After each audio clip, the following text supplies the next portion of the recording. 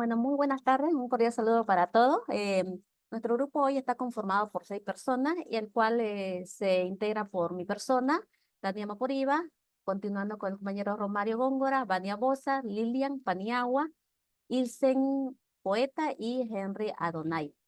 Aquí hoy vamos a defender un tema importante, bonito, el cual es la democracia. En sí le hemos puesto un nombre, que es la Constitución sitiada, desafíos del Estado plurinacional ante la sombra del autoritarismo, el cual vamos a empezar como una pequeña introducción, donde en la historia política de Bolivia, la democracia ya ha sido tanto un ideal buscado como un logro frágil y disputado, el cual nuestra constitución del año 2009, que es la actual, ya se ven sistemas democráticos, inclusivo y plurinacional, pero se están viendo últimamente desafíos por crisis política que amenazan con socavar los pilares fundamentales de nuestra democracia.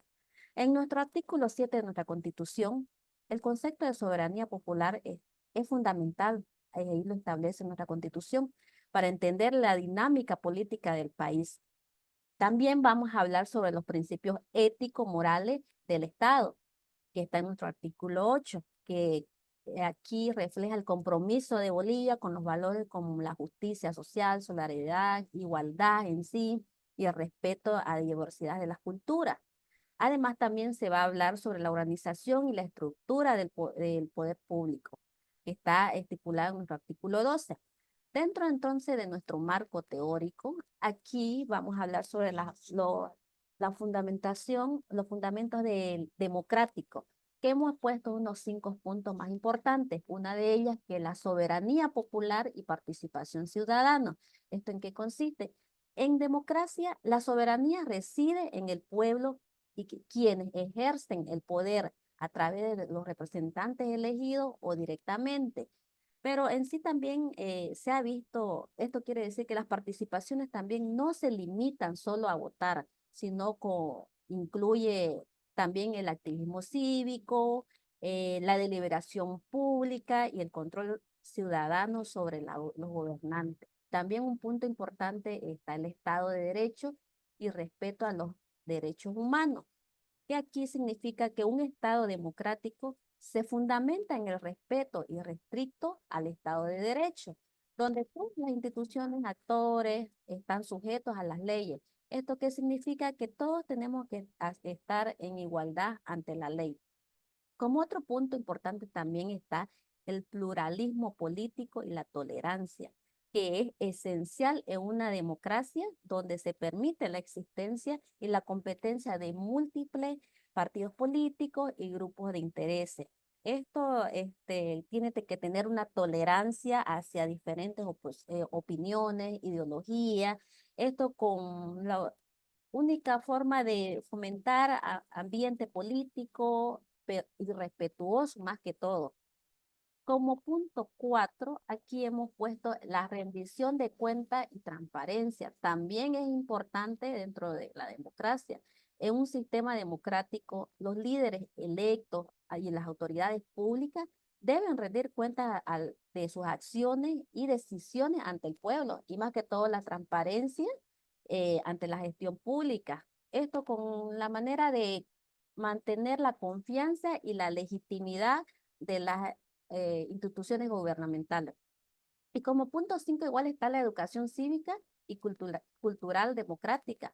¿Por qué la educación cívica es fundamental? Porque los ciudadanos con el conocimiento necesario sobre los derechos y las responsabilidades de una democracia, vamos a tener más conocimiento para la defensa de los principios democráticos, e incluso inculcar valores como los respetos y por diversidad, digamos, más que todo. Con esto vamos a continuar con los análisis constitucionales con el compañero Romario.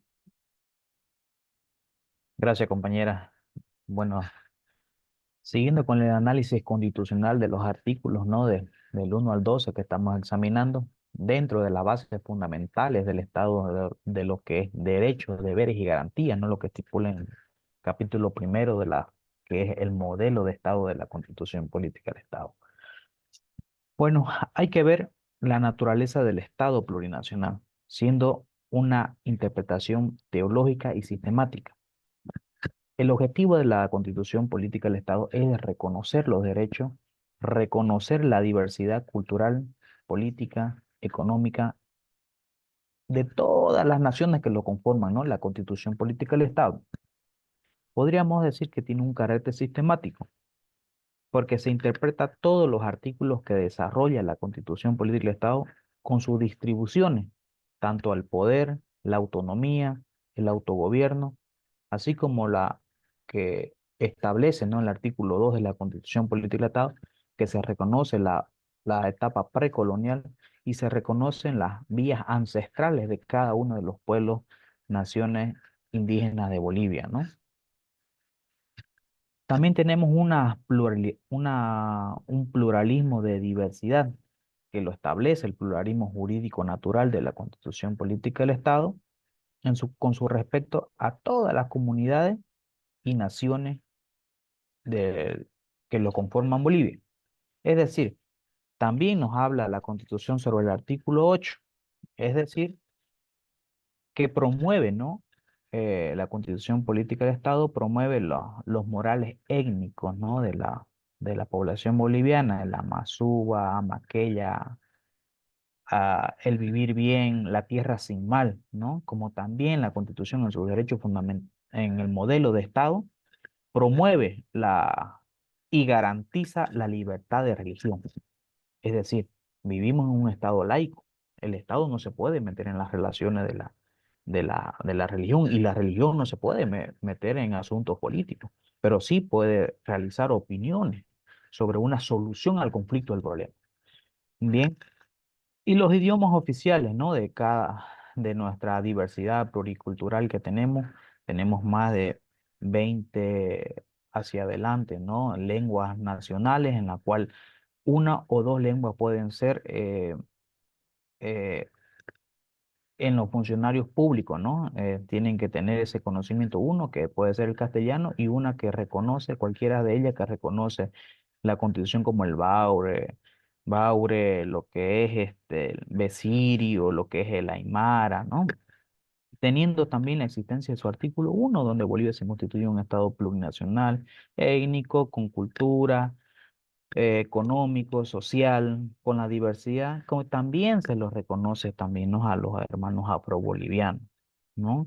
Con un Estado soberano, como se dice, ¿no? Que toda la soberanía radica en el territorio, lo que es pueblo, lo que es los habitantes que conforman y todas las normas de la Constitución Política del Estado se reflejan en el mismo centro de lo que es el territorio boliviano. Las normas son para los bolivianos y se están sujetando a las normas bolivianas y aquel extranjero que viene afuera de las fronteras de Bolivia se sujetan a las normas bolivianas. Como decir también, vivimos en un estado plurinacional, es decir, pero sí, reconoce el artículo 6, reconoce como también en su Romano primero que Sucre es la capital de Bolivia, siendo hoy nuestra sede principal de lo que es nuestras conformaciones, nuestros órganos legislativos, radica en La Paz. Siguiendo con la explicación, le voy a pasar la palabra a mi siguiente compañera también para que pueda exponer sobre este análisis constitucional que estamos haciendo sobre el artículo 1 al artículo 12 de la Constitución Política. Gracias, compañero. Bueno, continuando con la explicación y el análisis sobre estos artículos, voy a mencionar uno de los artículos que son clave, que es el artículo 12, en su parágrafo primero, donde indica la estructura del poder público, ¿no? Hablamos sobre el ejecutivo, poder legislativo, poder judicial y el poder electoral. Estos poderes se interrelacionan, pero también eh, eh, se manejan de una forma equilibrada, donde no mm, em, tienen una separación de poderes, pero al mismo tiempo tienen un sistema para que puedan relacionarse entre sí, ¿no? Esto da curso para que se lleve a cabo la democracia. ¿no? Entonces, al hablar sobre la democracia, decimos que el poder, que los ciudadanos tenemos, estamos representados por nuestros gobernantes, que el pueblo es el que decide qué personas van a ser gobernantes y con quienes nos vamos a sentir representados e identificados para que pueda llevarse a cabo una buena administración del poder y también una buena administración económica, que es lo que se relaciona, ¿no? La economía con lo político. También mencionamos uno de los artículos que son importantes y claves en este trabajo, es el artículo 7, de su parágrafo primero, donde indica la soberanía popular. Este artículo, y específicamente en este inciso, habla sobre lo que es lo que la soberanía pertenece al pueblo. Y al pertenecer al pueblo, nosotros nos identificamos con un gobernante para que nos represente, como había mencionado antes. Entonces, ¿cómo se puede llevar a cabo esto? Se utilizan ciertos mecanismos, ¿no? Y para hacer algunas modificaciones también o reformas, se utilizan ciertos mecanismos como un referéndum, una iniciativa legislativa ciudadana, también podemos mencionar la revocatoria de mandato, asegurando que de esta manera se puede ejercer de manera efectiva la soberanía del pueblo. Al tener, analizando estos dos puntos, dos artículos, un gobierno de facto restringe o anula los mecanismos de democracia. Al tomar el poder de una forma violenta, está violando todos los principios, valores y la norma establecida. Ya ahí la democracia directa y participativa no se toma en cuenta, como ya había mencionado, los mecanismos. Es por eso que limita la capacidad del pueblo para poder ejercer su soberanía. A continuación va a seguir analizando el tema la compañera Lilia. Gracias, compañera. Continuando ya con el análisis más específico sobre estos artículos clave, vamos a hablar sobre el artículo 8 que nos habla de principios y valores, haciendo un análisis de cómo la incorporación de principios éticos morales indígenas en la Constitución. La inclusión de estos principios éticos morales indígenas en nuestra Constitución reconoce y valora las tradiciones, la sabiduría de los pueblos originarios, y esto asegura que estos valores orienten la actuación del Estado y que fomenten una convivencia más armoniosa en la sociedad. También se hace la evaluación de cómo un régimen militar puede afectar estos principios. Efectivamente, ¿no? Un régimen militar, al priorizar el control, la autoridad, pueden entrar y chocar con los principios de inclusividad, de respeto, de equilibrio que se tiene. Y la imposición de estos valores autoritarios que hay en un régimen militar pueden debilitar los principios éticos morales indígenas que se tiene, y esto impacta y provoca una cohesión y también provoca y choca con la armonía social existente. También podemos ver del otro punto, el siguiente por favor, donde tenemos que examinar la tensión que puede existir entre los valores tradicionales y el autoritarismo militar. Podemos ver que los valores tradicionales de los pueblos indígenas, o de los, como ser el respeto, como ser la reciprocidad, la armonía, pues entran en conflicto con la naturaleza coercitiva y autoritaria que tiene y de jerarquía que tiene un régimen militar, y esto efectivamente va a generar tensiones y va a desencadenar en posibles conflictos en la sociedad. También tenemos que considerar las implicancias que tiene para la pluralidad cultural y ética del Estado. Un régimen militar que no respeta la diversidad, que no respeta los principios éticos morales indígenas, pues pone en peligro la pluralidad cultural y ética del Estado. Esto lo que a su vez puede conducir en la erosión de la identidad y de la cohesión social.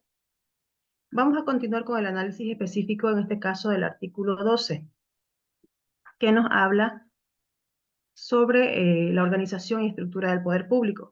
Haciendo el mismo análisis anterior que hicimos del 8, vamos a hacer un análisis comparativo de la teoría clásica de división de poderes y su adaptación en Bolivia.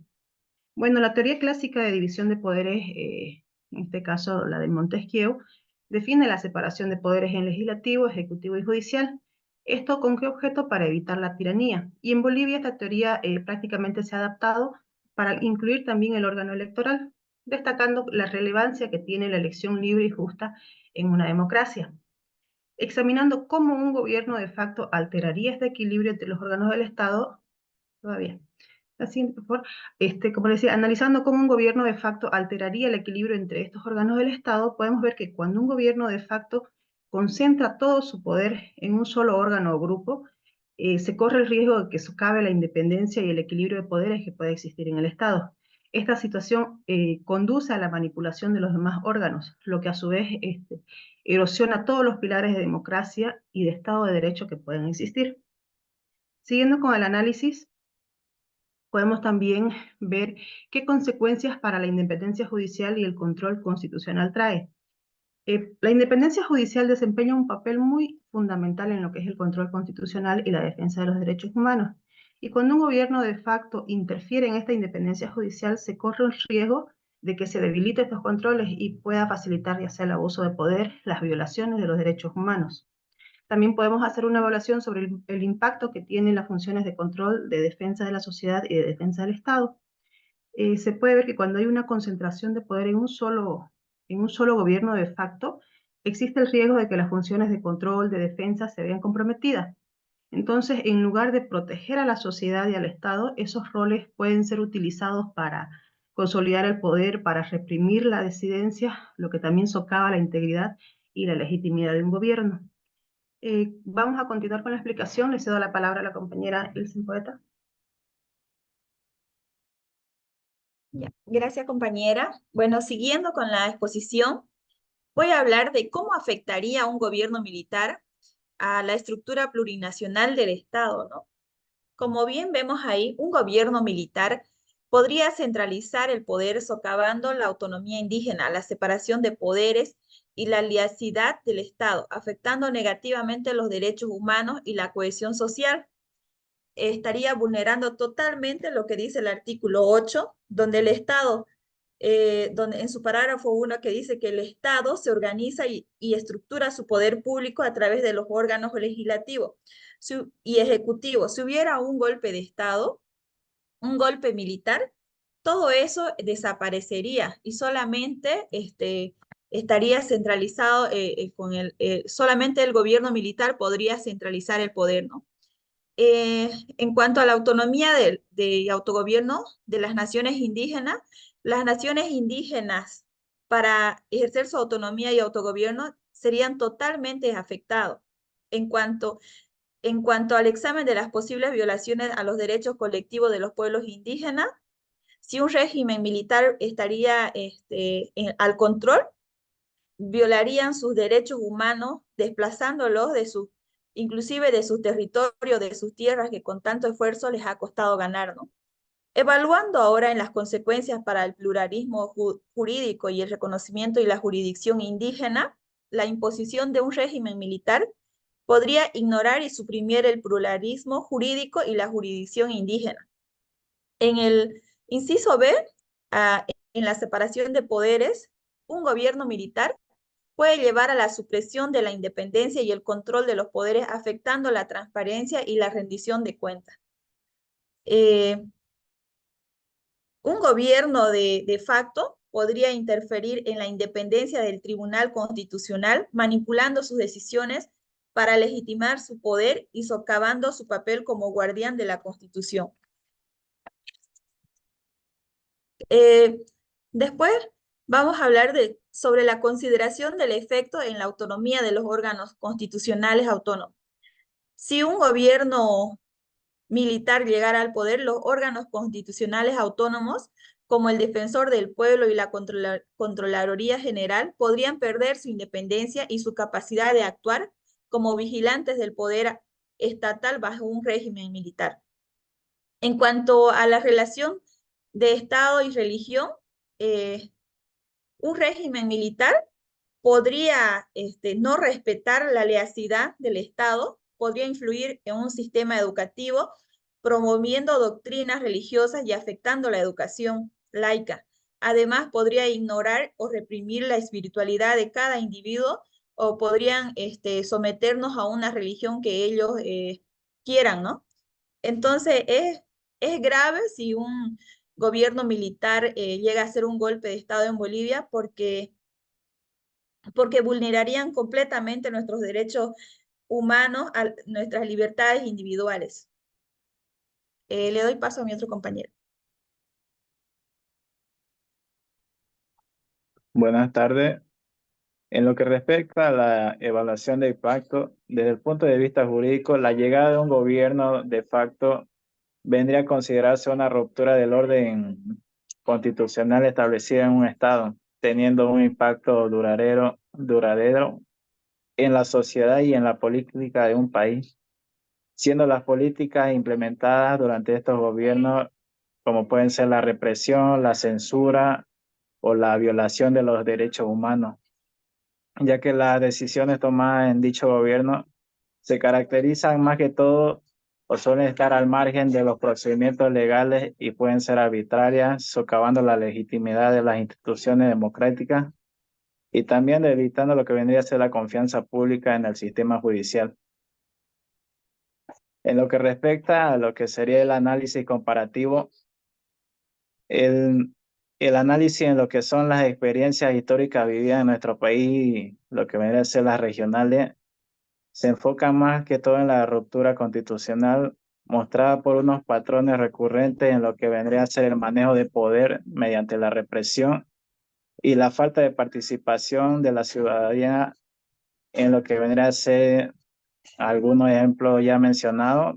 De igual manera, mientras que un gobierno democrático se fundamenta por principios de representación y legalidad, lo que vendría a ser un gobierno de facto emerge fuera de estos principios o parámetros, ya que la misma puede provocar lo que vendría a ser efectos adversos a la sociedad, al manejo económico y político de un país.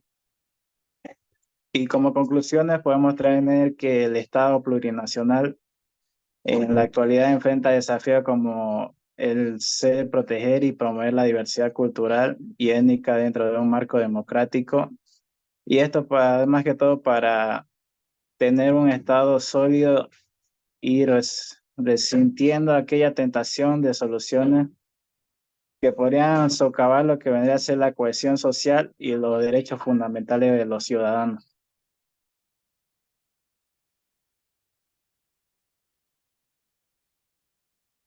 ¿Qué Bien, tenía que decir? bien, no, bien, compañeros. Vamos a seguir con el análisis sobre estos artículos del 1 al 12. Vamos a tener una pequeña conversación entre nosotros, estimados colegas, para así promover un poco más la iniciativa sobre estos artículos, ¿no? ¿Qué creen ustedes sobre la democracia? La democracia, si radica en el pueblo, o si radica en un partido político, o si hay justicias o solamente son oídos unas partes de aquellas regiones del Estado, ¿no? ¿Qué creen ustedes si la democracia radica y cómo se está implementando en esta actualidad que estamos viendo y desarrollando, ¿no? Lo que se ve en las noticias, sobre todo sobre el Estado, la pelea de los partidos políticos. Bueno, recibamos opiniones, ¿no? Sobre esa pequeña pregunta, ¿no? Debatámosla si existe la democracia y si la ley es para todos por iguales, ¿no?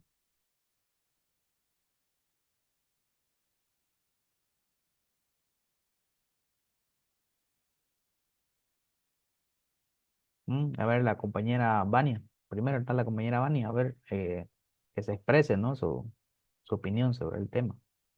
Gracias. Bueno, sí, como hemos analizado todo en este tema, podemos ver el día a día, ¿no? De que sí se ejerce la democracia, que sí ha costado a la democracia conseguirla y que efectivamente, de acuerdo a los últimos días que se ha suscitado no sabemos si intento bueno, golpe de Estado, em, al llevarse a cabo sería nefasto, ¿no? Para toda la ciudadanía, ya que ha sido una lucha de mucho sufrimiento, mucho tiempo, donde se ha derramado sangre y se han perdido vidas. eh, y ha sido un momento incluso tanto político como económico y también los valores que se han sido vulnerados en ese momento. Entonces, al solamente pensar que se podría llevar a cabo una situación similar es muy preocupante, ¿no?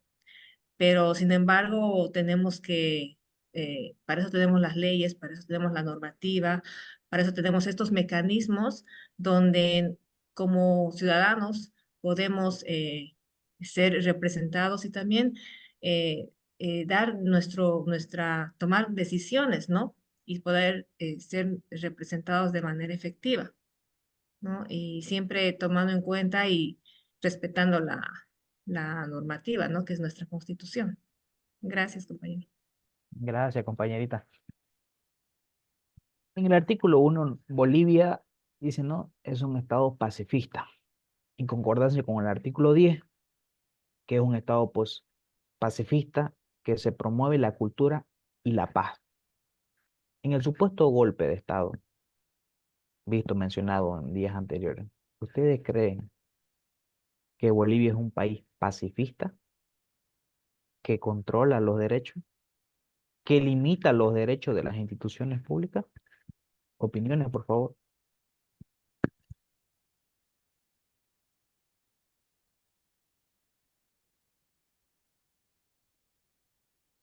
Adelante, compañera Dania. Bueno, respondiendo a su pregunta, Bolivia, si bien dice en la Constitución que es pacifista, pero existen grupos, o se puede decir, como había dicho antes, hay una crisis política donde hay ciertos grupos que amenazan a socavar, digamos, los pilares fundamentales que tiene nuestro país, que es la democracia, digamos, y eso está en riesgo y es cosa que debemos de reflexionar cada uno de nosotros y por eso es importante lo que yo hablaba sobre la educación cívica, donde está la democracia, ahí es fundamental para que nosotros como ciudadanos, digamos, tengamos más conocimientos, absorbamos más conocimientos sobre los derechos, responsabilidades, digamos, de una democracia, para así seguir luchando y evitar, o por ejemplo, por lo menos, digamos, frenar un poco sobre esas crisis políticas que hay, digamos, frenar, tratar de que no lleguen a vulnerar estos derechos de la democracia. Gracias. Bueno, para ir culminando con la última pregunta, ¿no? Para que sigamos interactuando entre nosotros, ¿no? ¿Ustedes creen que los órganos del Estado mencionados positivamente en la Constitución política, cada uno refleja, cada uno es independiente? ¿Será que son independientes? Escuchemos opiniones, por favor.